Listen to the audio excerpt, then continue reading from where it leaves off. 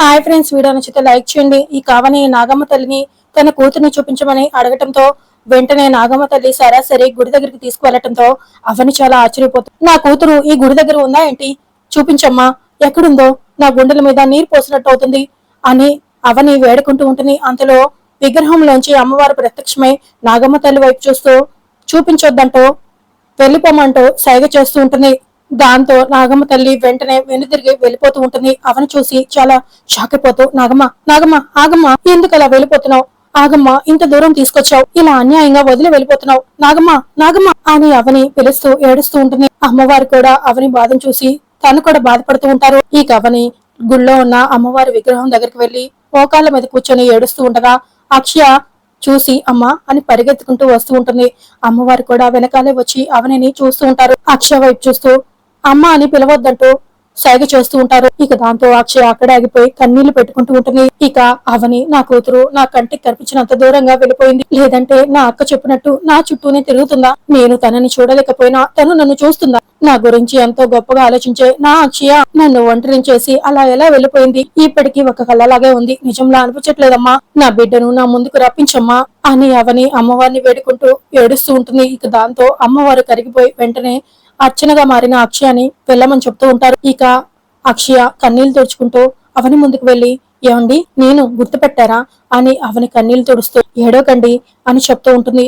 నా కూతురు గురించి ఇప్పటి వరకు చిన్న ఆచూకు కూడా తెలియలేదమ్మా అని అవని ఏడుస్తూ ఉండగా మీ అక్షయ మీ గురించి నా దగ్గర ఏం చెప్తూ ఉండేదో తెలుసా? మా అమ్మ ఎంతో అందమైన మనసు ఉన్నది అని చెప్తూ ఉండేది. అందరికీ అమ్మలుంటారు, కానీ మా అమ్మలంటే అమ్మ ఎవరికీ ఉండదు, నేను అదృష్టవంతురాల్ని అంటూ ఉండేది. మా అమ్మకి భూదేవి కంటే ఎక్కువ సహనం ఉంది, అందుకే కుటుంబం కోసం ఎన్నో త్యాగాలను చేసి ఇప్పటికే ఎన్నో బాధల్ని అనుభవించింది అని చెప్పింది. చివరిగా ఇంకో మాట చెప్పింది, ఇప్పుడు నేను వెళ్తున్నాను, కానీ వచ్చే సంవత్సరం నా పుట్టినరోజుకి మళ్ళీ వస్తాను, తప్పకుండా మా అమ్మని కలుస్తాను అని చెప్పింది అని అర్చన చెప్తూ ఉండగా అవని ఆశ్చర్యపోతూ నిజంగానా అని అడుగుతూ ఉంటుంది. నేను చెప్పినవన్నీ నిజాలే, నన్ను నమ్మండి అని చెప్తూ ఉండగా, అంటే సంవత్సరం వరకు నా బిడ్డని చూడకుండా నేను ఉండలేనమ్మా. మా అక్షయ తన విషయాలన్నీ మీ దగ్గరే చెప్పుకోవడం చాలా విచిత్రంగా ఉంది. నేను చూస్తుంటే బాగా దగ్గరదల్లా అనిపిస్తున్నావు. నీకెవరూ లేరని అంటున్నావు కదా, నాతో పాటు మా ఇంటికి వస్తావా? మా అక్షయం చూసుకున్నట్టే చూసుకుంటారు, చెప్పమ్మా అని అవని అడుగుతూ ఉంటుంది.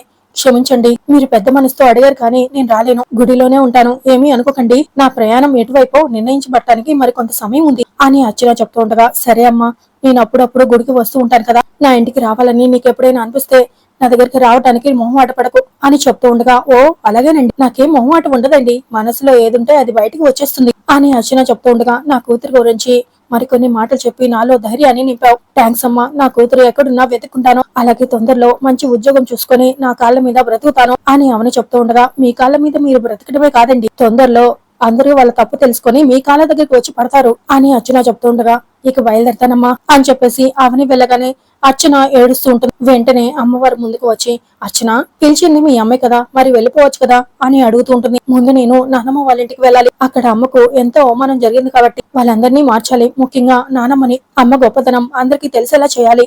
ఆ తర్వాత అందరం అమ్మ దగ్గరికి వచ్చి తిరిగి గౌరవంగా అమ్మను అత్తారింటికి తీసుకుని వెళ్ళాలి. ప్రస్తుతం నాకున్న ఏకైక కర్తవ్యం అదే భవాని, అందుకు అమ్మవారు ఎలా తీరుస్తుందో నేను చూడాలి అని అర్చన అంటుంది. అయితే నీకు మీ నానమ్మ వాళ్ళ ఇంటికి వెళ్ళాలని ఉంది కదా అని అమ్మవారు అడుగుతుంటారు. అవును అని చెప్తూ ఉండగా, అయితే తొందరలో నీ కోరిక నెరవేర్చమని నేను అమ్మవారిని అడుగుతానులే, నువ్వేం కంగారు పడకు అని అమ్మవారు చెప్తూ ఉంటారు. మరోవైపు ఇక అవని నడుచుకుంటూ వెళ్తూ దారిలో స్పృహ తప్పి కింద పడిపోతుంది.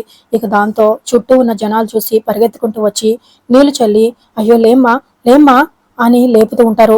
ఎంత లేపినా అవని లేకపోవడంతో ఎవరైనా అంబులెన్స్ కి ఫోన్ చేయండి అని చెప్తూ ఉండగా, కళ్ళు తిరిగి పడిపోయింది కదా, వస్తుందో రాదో అని అంటూ ఉండగా, అలా అని చూస్తూ ఊరుకోలేం కదా, ముందు ఫోన్ చేయండి అని ఒక ఆవిడ చెప్పడంతో వెంటనే ఫోన్ చేసి అంబులెన్స్ కలవట్లేదు, ఆటో వస్తే ఆపుదాం, దగ్గరలో ఉన్న హాస్పిటల్ తీసుకెళ్లి జాయిన్ చేద్దాం అని అక్కడ ఉన్న వాళ్ళు మాట్లాడుకుంటూ ఉండగా, అంతలో సత్య అదే రూట్ లో కార్ లో వస్తూ ఉంటాడు. అదో కార్ వస్తుంది అని వెంటనే ఒక అతను వెళ్లి సత్య కార్ ఆపగానే ఏమైంది అని అడుగుతుంటారు. సార్, ఒక అమ్మాయి పడిపోయింది, అంబులెన్స్ కి ఫోన్ చేస్తే కలవట్లేదు, దగ్గరలో ఉన్న ఏదైనా హాస్పిటల్లో తీసుకెళ్లి జాయిన్ చేయండి సార్ అని అడగటంతో, సరే నేను చేర్పిస్తాను అని కారు దిగి వచ్చి అక్కడ అవని ఉండటంతో చూసి షాక్ అయిపోతూ అవని అవని అని లేపుతూ ఉంటాడు. మీకు తెలిసిన అమ్మాయేనా అని అడుగుతుండగా అవునండి నా ఫ్రెండ్ అని అవనిని లేపడానికి ప్రయత్నిస్తూ ఉంటాడు. చాలా సేపటి నుంచి ప్రయత్నిస్తున్నాం, మెలకులోకి రావట్లేదు అని అక్కడ ఉన్న వాళ్ళు చెప్పడంతో ఇక వెంటనే అవనిని తీసుకొని కారులో ఎక్కించుకొని హడావుడిగా కారు తీసుకొని నీకేం కాదవని, నీకేం కాకుండా నేను చూసుకుంటా అని చెప్తూ హాస్పిటల్ తీసుకుని వెళ్తూ ఉంటాడు. ఇక మరోవైపు శ్రీకర్ సుజాత ఇంటికి వెళ్లి పెద్దరాజు అన్న మాటలు తలుచుకుంటూ వెంటనే లోపలికి వెళ్లి వదిన అని పిలుస్తూ ఉంటాడు. బంధాలు తెగిపోయాయని మీ అమ్మ చెప్పింది కదా, ఎందుకు మరి బంధంతో అలా పిలుస్తున్నావు అని సుజాత అరుస్తూ ఉంటుంది. అమ్మ కోపంలో అంది కానీ బంధాలు తెగిపోతాయా అని అడుగుతుంటాడు. ఇలాంటి తీయటి మాటలకి అని ఎందుకు వచ్చావు, చేసిన అవమానాలు చాలవా, బయటికి నడువు ముందు అని అరుస్తూ ఉంటుంది. వదిన అవనితో మాట్లాడాలి అని అంటూ ఉంటాడు. తను బయట నుంచి ఇంకా రాలేదు అని చెప్తూ ఉంటుంది. మనసు విప్పి మాట్లాడుకోవాలి అని చెప్తూ ఉంటాడు. మీ ఇంట్లో ఒక్కరికైనా మనసు అనేది ఉందా అని సుజాత అరుస్తూ ఉంటుంది. జరుగుతున్నవన్నీ చూస్తుంటే ఇబ్బందిగా ఉంది, అందుకే అవనితో మాట్లాడి నేను ఇంటికి తీసుకెళ్దామని అనుకుంటున్నాను. నా మీద ఉన్న కోపాన్ని పక్కన పెట్టి నాతో రమ్మని బ్రతిమాలుకుంటారు అని చెప్తూ ఉంటాడు. అసలు తమాషగా ఉందా నీకు, మీ అమ్మ ఏమో వద్దంటుంది, నువ్వేమో వచ్చి తీసుకెళ్తాడని పుల్ల వేసిపోతావు, అసలు ఆటలుగా ఉందా నీకు అని అరుస్తూ ఉంటుంది. అది కాదు వదిన అని అంటుంటే ఇంకేం మాట్లాడుకో, అది పిచ్చిది కాబట్టి ఇంకా దాని మెడలో తాలి ఉంచుకొని తిరుగుతుంది, అలాంటి బాధలు పడే మరే ఆడదైనా సరే తెంచేసుకునేది, నేనైనా సరే మెడలో ఉంచుకోవడానికి ఆలోచించేదాన్ని అని సుజాత అంటుంది. ఆ తాలి ఉండటం వల్లే ఈ రోజు కూడా మృత్యువు నుంచి తప్పించుకున్నాను అని చెప్తూ ఉంటాడు. అందరి మెడలో తాలి వేరు, దాని మెడలో ఉన్న తాలి వేరు అని అప్పుడే తెలుసు కదా అని సుజాత అంటుంది. అవని విలువ తెలుసుకున్నాను, అందుకే తీసుకెళ్దామని వచ్చాను అని శేఖర్ అంటాడు. నీకు దాని విలువ తెలిసి వచ్చావేమో, కానీ దాని దగ్గర నీ విలువ ఎప్పుడో పోయి భర్త బాధ్యత లేకుండా సంపాదించకుండా తాగిన ఆ రోజుల్లో నన్ను ఎప్పుడూ అనుమానించలేదు. కానీ మీ అమ్మ నాన్న మీ కుటుంబం మొత్తం వచ్చి దాని కాళ్ళ మీద పడి క్షమించమని అడిగిన రోజునే మాత్రమే వస్తుంది. అప్పటి వరకు నువ్వు మా ఇంటి చుట్టూ ప్రదక్షిణ చేయకు, మీ వాళ్ళందరినీ తీసుకొస్తానని చెప్పు, అప్పుడు నేను అవనిని ఒప్పించి పంపిస్తాను. అప్పటి వరకు నువ్వు అవనితో మాట్లాడటం వల్ల ఎటువంటి ప్రయోజనం లేదు, నాతో సంప్రదింపులు జరపడం వల్ల ఒరిగేదేం లేదు, ఇక బయలుదేరు అని సుజాత గట్టిగా అరవటంతో శ్రీకర్ చేసేదేం లేక చాలా బాధపడుతూ అక్కడి నుంచి కారులో బయలుదేరి వెళ్ళిపోతూ ఉంటాడు. ఇక మరోవైపు సత్య అవనిని వాళ్ళ ఇంటికి తీసుకెళ్తాడు. స్లోలో లేని అవనిని వాళ్ళ బెడ్ మీద పడుకోబెట్టి సత్య చాలా సంతోషపడుతూ అవని వైపే చూస్తూ ఇప్పుడు టాబ్లెట్ ఇచ్చాను కాబట్టి అవని కాసేపట్లో స్లోలోకి వస్తుంది అని అనుకుంటూ ఉంటాడు.